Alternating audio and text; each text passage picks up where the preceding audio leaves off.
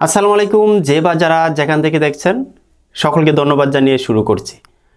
দর্শক, ক্ষমতাসীন আওয়ামী লীগ সরকার যখন দেশ চালিয়েছিল তখন কিন্তু আওয়ামী লীগ থেকে শুরু করে সকল শ্রেণী মানুষেরই কিন্তু আওয়ামী লীগের প্রতি একটা ক্ষোভ ছিল যে আমরা আর এই দলটাকে চাই না, আমরা পরিবর্তন চাই।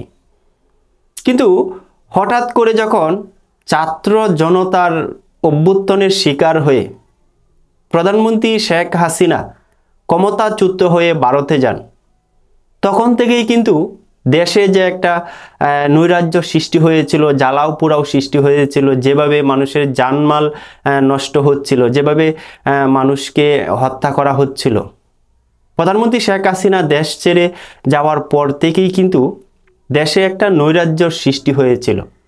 আর এই নৈরাজ্য সাধারণ মানুষ দেখে কিন্তু আবারও বলছে আওয়ামী লীগ কামব্যাক করতে হবে, আবারও আওয়ামী লীগকে চাই।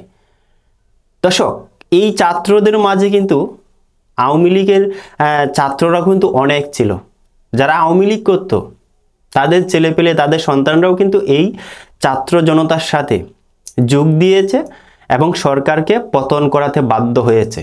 এখন কিন্তু তারাই আবার আফসোস করছে, যেটা ঠিক করিনি, এটা কি করেছি। দেশের যে বর্তমান পরিস্থিতি, যে অবস্থা, হাসিনাকেই দরকার, প্রধানমন্ত্রী শেখ হাসিনাকে আবার চাই। আওয়ামী লীগের প্রতি সাধারণ মানুষের যে একটা ঘৃণা জন্মেছিল সেটা কিন্তু এখন আর দেখছে না।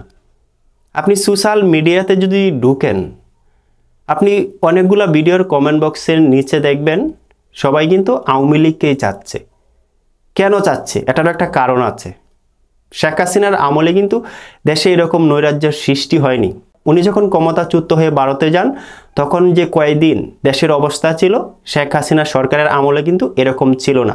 যেই বিদায় আবার সাধারণ পাবলিক, সাধারণ আওয়ামী লীগ যারা আছে তারা কিন্তু বলছে আবারও শেখ হাসিনাকে দেশে ফিরিয়ে আনতে হবে। মানুষের মনে কিন্তু এখন একটাই ক্ষোভ, প্রধানমন্ত্রী শেখ হাসিনাকে আবারও ফিরিয়ে আনতে হবে।